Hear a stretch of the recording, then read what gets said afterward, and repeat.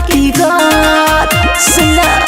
अरे हटाओ, अरे शॉट न रे बॉडी बा हमर हॉट फिगर सटना चल जाई गन के टिकट।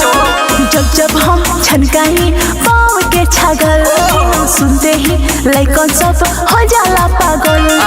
मोरा जवानी के छुमेला लगवा लागल बा कतार में। अरे सुनो चांद वाला मुखरा लेके चलो ना बाजार में। अरे काहे ना हो, अरे पगल भूखा हो कोई पागल प्रेमी हो जाएंगे घायल तेरे प्यार में।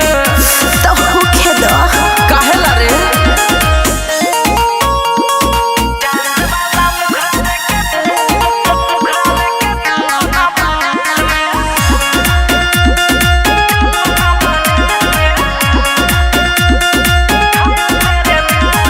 हमरा सूरत के कोरोना तारीफ ए तो गोड का देन है। अपन खटारा के करो सवारी ई जवनिया पलेन है। अरे समझा बाबू। अरे सुनो बुझो न तू आंडू पांडू हई बड़का रहीस तोहरे चक्कर में बेच दे हम घर अपन भैंस हो। तो बेच द बोला ना तू ऐसे हम हो एक पीस हजार में। अरे वो तो हईले हई चांद वाला मुखरा लेके चलो ना बाजार में।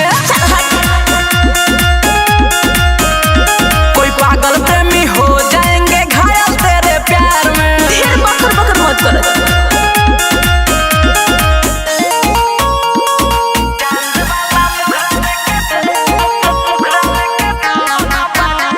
सहर्ष रिकॉर्डिंग स्टूडियो भूतही चौक।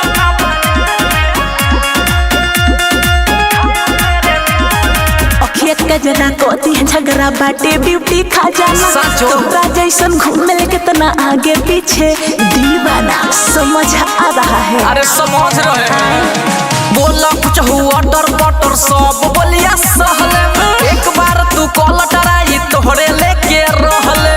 मुंह देखले बड़ा नीतीश राजू सुबोध बोला कापा तोर कपार में। सुनो चांद वाला मुखरा लेके चलो ना बाजार में। अरे चेंज होके वाला नहीं खे।